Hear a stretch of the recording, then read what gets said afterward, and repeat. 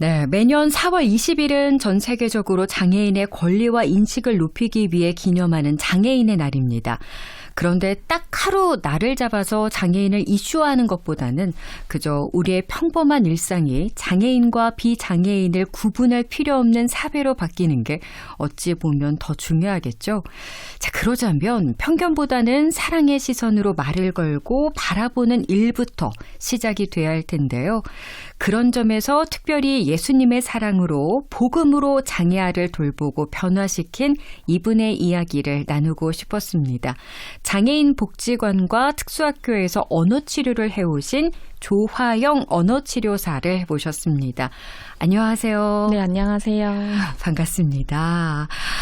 언어치료사 사실 저는 두 번째 뵙는데 네. 그래도 잘 모르겠더라고요. 조금 자세하게 언어치료사에 대해서 소개를 좀 해주실까요? 네. 저희가 알고 있다시피 의사소통에 불편함을 겪는 사람들을 대상으로 치료를 하는데요. 단순히 말이 늦는 경우부터 정서 문제, 좋은 기관 손상, 또 청력 손실, 신경 손상 등 다양한 원인으로 의사소통하는 데 있어서 어려움을 느끼는 사람들의 말과 언어를 평가하고 발달을 평가하여 원활한 의사소통을 가능하게끔 돕는 그런 역할을 합니다. 코로나 때 한참 네네. 마스크를 쓰고 생활하고 맞아요. 집안에서 생활하다 보니까 아이들의 말이 늦어지는 경우가 좀 많았다고 저도 네네, 들었었거든요. 맞아요. 네. 이 언어치료사는 선생님께서는 어떻게 시작을 하게 되셨어요? 네, 저는 사실 언어 병리학에 대한 특별한 무슨 동기나 비전이 있어서는 아니었고, 네. 누군가의 의사소통을 돕는다는 일이 굉장히 보람되고 멋지게 되게 매력적으로 다가오더라고요. 네, 예. 저도 추상적으로만 알고 있었지만 굉장히 하면은 굉장히 보람되겠다. 왜냐하면 저희가 일상에서 가장 많이 필요로 하는 것이 의사소통이기 때문에 네. 그래서 하고 싶어서 과를 선택하게 되었습니다. 그러셨구나. 지금은 육아휴직 중이시라고요? 네, 임신하고 출산하면서 지금 네. 현재까지도 휴직 중에 있습니다. 네. 둘째 가지셨다고 들었는데. 네. 축하드립니다. 감사합니다. 이제 조금 있으면 이렇게 두 아이의 엄마가 되시는데 이런 생각이 들어요. 아이들을 돌보는 일을 하셨기 때문에 출산 이전과 이후 아이를 바라보는 시선에도 차이가 좀 생기지 않으셨을까 싶거든요. 네. 그러니까 아무래도 제가 치료를 하다 보니까 이전에는 아이들의 장애 요인과 그런 양상들이 되게 크게 주목되어 보였어요. 네. 근데 아이를 낳고 보니까 정말 하나님이 이 한 명 한 명의 아이를 얼마나 사랑하시고 사실 부모님이 이 아이에 대한 사랑이 얼마나 큰지 제가 상식적으로 알고 있던 그 사랑의 크기와는 정말 너무 다르더라고요. 그러니까 이 사랑을 알고 또 부모님이 하루하루 사실 매일 현실적인 수고로 아이를 기르시는 걸 알게 되었잖아요. 네. 그러니까 사실 장애 특성에 주목하던 것에서 아이의 가치와 그런 존재감이 사랑으로 굉장히 크게 보이더라고요. 네. 지금은 잠깐 이렇게 쉬고 계시지만 장애인 복지관과 특수학교에서 일을 하셨다고 들었어요. 네. 그 이야기도 좀 나눠볼까요? 어느 정도 근무를 하셨어요? 제가 복지관은 5년 정도, 특수학교도 5년 정도, 우리 사설 기간에도 2, 3년 있어가지고 10년 조금 넘은 경력을 가지고 있어요. 네. 아무래도 이 장애인 복지관과 특수학교라면은 언어 치료를 필요로 하는 아이들이 네. 말을 하는 데 있어서 불편함을 가진 친구들인가요? 네, 맞아요. 저희 보통 또래에 비해 언어 발달이 느린 경우도 있고 또 의사소통과 사회기술에 어려움을 보이는 아이들이 대부분인데요. 저희가 주로 알고 있는 장애군은 지적장애, 청각장애, 뇌병변 장애, 그리고 자폐 스펙트럼 장애와 같은 기타 장애들 동반한 특수아동입니다. 네. 어떤 장애에 따라서 치료 방법은 다르겠지만 네. 보통 언어 치료를 어떻게 하시는지가 궁금하더라고요. 제가 만난 대상자들의 이제 대부분이 자폐성 장애 아이들이었어요. 그래서 이제 자폐성 장애 아이들의 경우를 이제 말씀을 드리면 이제 보통 타인과의 의사소통 기술을 익히는데 필요한 그런 화용 기술이 결함이 가장 많이 되었어요. 이제 특성상 그렇기 때문에 의사소통 기능을 많이 가르치게 되는데요. 우리가 흔히 보고 듣고 배우고 자연스럽게 경험하면서 체득되어지는 그런 인사하기, 대답하기, 요구하기, 거절하기 등의 초기 의사소통 기능을 스스로 익히는데 어렵거든요. 네. 그러다 보니까 개별 치료 상황에서 또 자폐 아이들이 집중할 수 있고 잘 이해할 수 있도록 시각 자료를 많이 활용해서 쉽게 그 기능들을 설명해주고 또 네. 다양한 놀이 상황에서 아이가 흥미를 갖고 반복적으로 그 기능들을 연습하게끔 도와줘요. 네. 그래서 그 아이가 그 기술을 익히면 그 다음에 그룹 상황에서 실제로 또래와의 연습을 해보는 거예요. 직접적으로.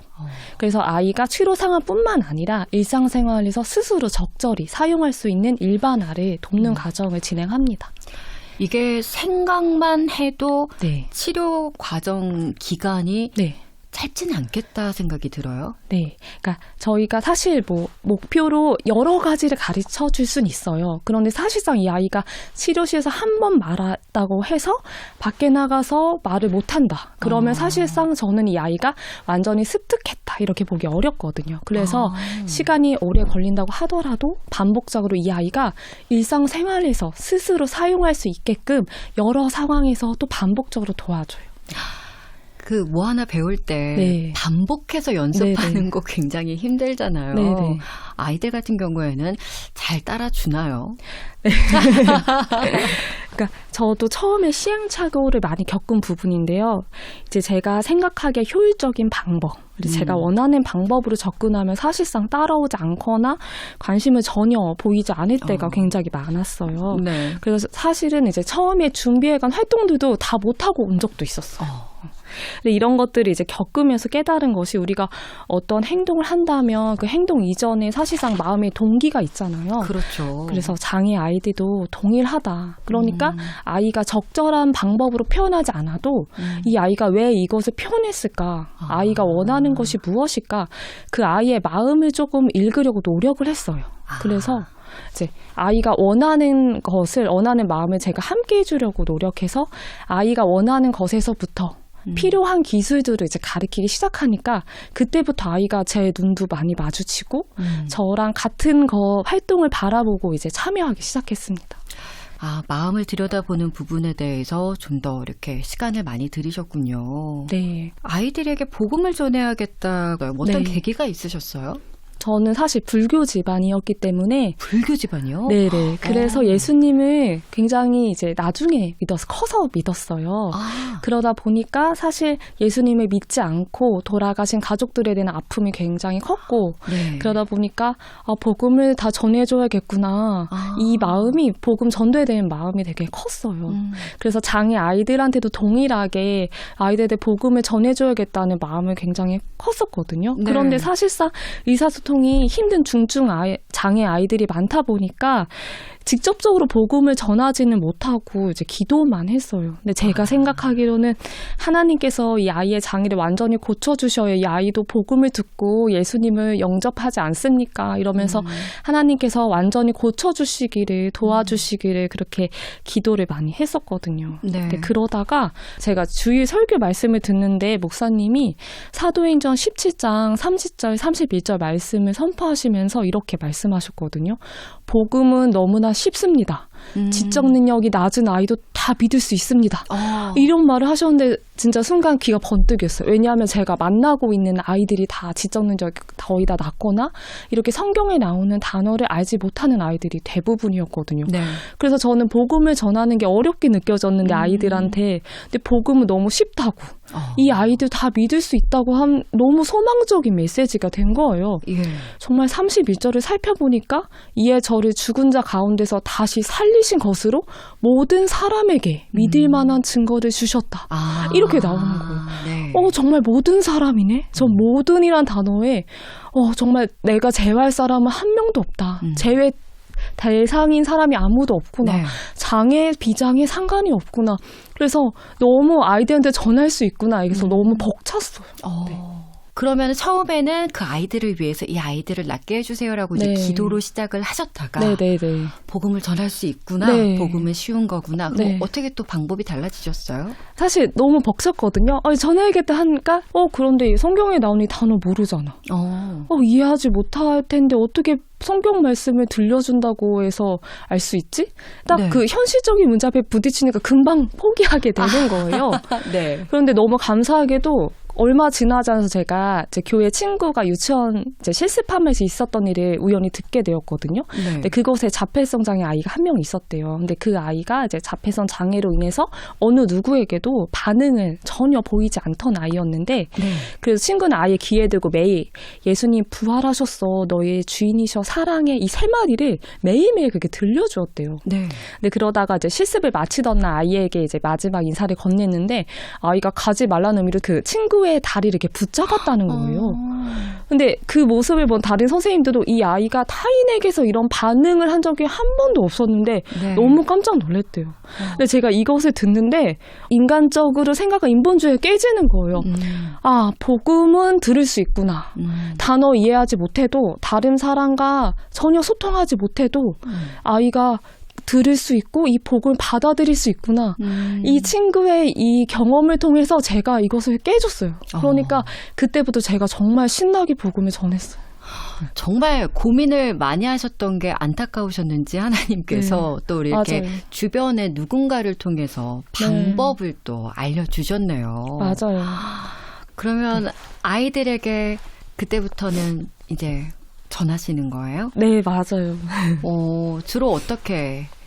이제 치료 시간이니까 공식적으로 전하지 못하고 부모님께서 조금 늦게 오시거나 이렇게 기다리는 상황이나 아니면 중간에 이동을 도와줄 때는 이렇게 시간을 주시는 대로 반복적으로 그렇게 성경 구절과 복음을 들려주었습니다. 그게 쉽지는 않죠. 또 싫어하시는 부모님들도 계시잖아요. 맞아요.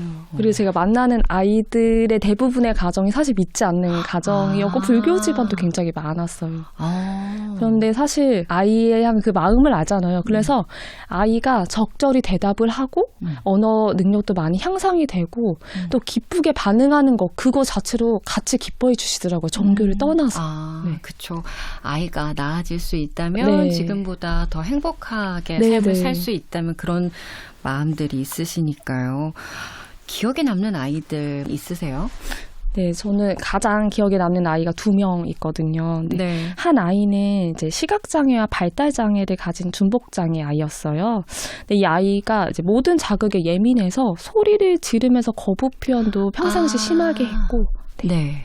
그러니까 시각장애다 보니까 아무래도 이제 보지 않고 바로 촉각으로 청각 바로 들리는 것에 대한 거부감이 네. 많이 심했거든요. 그렇고 이제 질문과 대답을 이해하지 못해서 간단한 질문에도 자발적으로 대답한 적이 없었어요. 뭐 이거 누구야? 이러면 누구야 따라서 말하고 뭐 어디야도 마찬가지도 어디야 이렇게 모방만 하고 이제 질문 자체를 이해하지 못하는 그런 정도의 아이였는데 이제 제가 반복적으로 이 아이한테 복음을 전해주던 어느 날 아이가 평상시와 다르게 소리를 지르지 않고 조용히 잘 듣고 있는 거예요. 근데 제가 아이가 이제 뭐 누구, 무엇, 어디 이런 간단한 질문에 이해하지 못하지만 혹시나 하는 마음이 들더라고요. 네. 그래서 제가 아이한테 예수님이 누구시지? 이렇게 물어봤거든요. 네. 근데 아이가 정확하게 주인 이렇게 대답을 하는 거예요. 와. 네.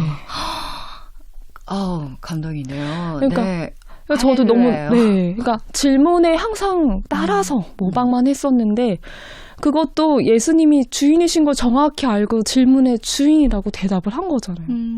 저도 사실 아이 어머니가 불교에 굉장히 열심히신 분이었는데 너무 기뻐서 어머니 아이가 질문에 대답을 했다고 예수님이 주인이라고 대답했는데 어머니가 너무 기뻐하셨어요. 아이가 10살인데 한 번도 자발적으로 엄마 이렇게 또 말하지 못했거든요. 네. 네, 근데 더 감동이었던 게 또 얼마 후에 이제 아이랑 치료를 하던 중에 이거는 치료 활동 중에 있었던 일이었는데요. 이제 제가 뭐 안과 밖에 대한 개념을 아이한테 이제 설명해 주던 시간이었어요. 근데 치료 활동에 관해서 제가 안에 뭐가 있지라고 물어봤는데 아이가 안에 예수님 이러는 거예요. 어머나.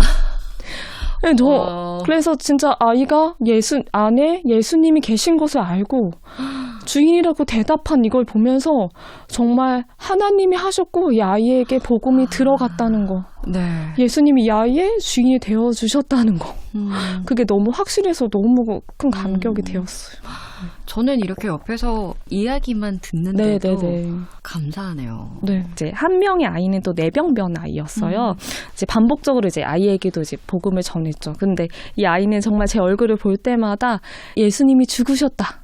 부활하셨다? 주인 되셨다? 이거를 되게 기쁘게 말했어요. 그러니까 계속 들으니까 어느 순간 아이가 이거 외워서 저만 보면은 복도에서나 화장실에서 상관없이 그냥 줄줄 읊어대더라고요. 네. 이 아이도 믿지 않는 가정이었는데 어머니가 이제 기쁘게 달려오시면서 네. 저에게 이제 전해주신 말씀이 아이가 아빠에게 예수님을 전했다는 거예요. 그래서 네. 근데 뭐라고 전했냐면 아이가 아빠에게 아빠 예수님이 내 안에 있다? 이랬다는 거예요. 네. 아이 아버지는 사실 믿지 않는 분이셔서 이제 아이를 나무랐대요. 예수님 대해서 누가 알려줬냐. 근데 어머니는 아이 말도 잘 못하는 나무 말이나 잘하면 됐지.